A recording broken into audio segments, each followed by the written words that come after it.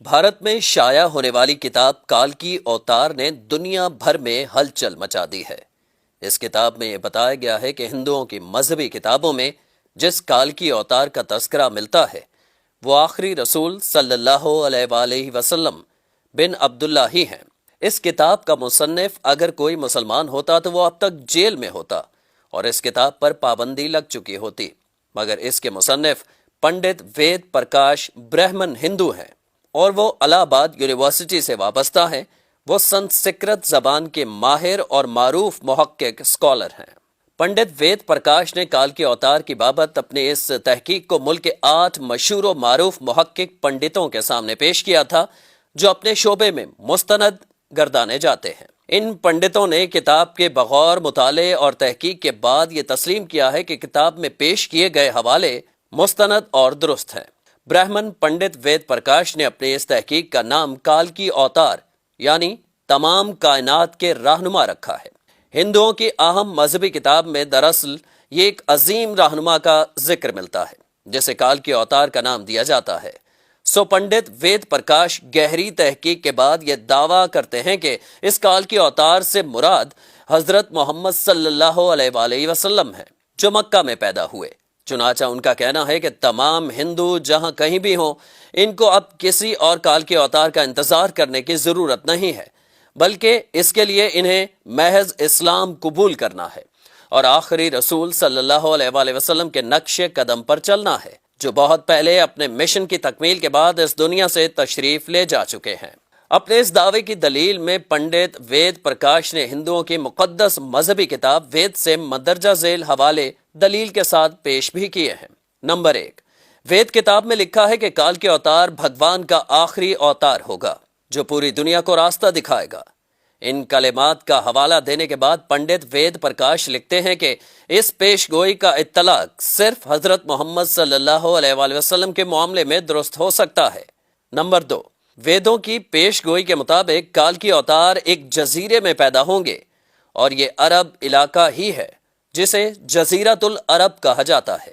Number 3، مقدس کتاب وید میں لکھا ہے کہ کال کے اوتار کے والد کا نام وشنو بھگت اور والدہ کا نام سومانب ہوگا، جبکہ سنسکرت زبان میں وشنو اللہ کے معنوں میں استعمال ہوتا ہے اور بھگت کے معنی غلام اور بندے کے ہیں۔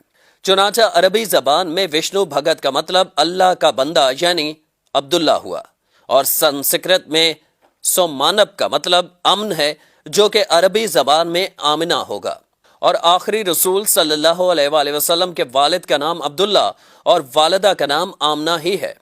نمبر 4، وید کتاب میں لکھا ہے کہ کال کی اوتار زیتون اور کھجور استعمال کرے گا اور وہ اپنے قول و قرار میں سچا اور دیانتدار ہوگا، اور یہ دونوں پھل حضور اکرم صلی اللہ علیہ وآلہ وسلم کو مرغوب تھے، جبکہ آپ سچائی اور دیانتداری میں تو اس حد تک معروف تھے کہ مکہ میں محمد صلی اللہ علیہ وآلہ وسلم کے لیے صادق اور امین کے لقب استعمال کیے جاتے تھے۔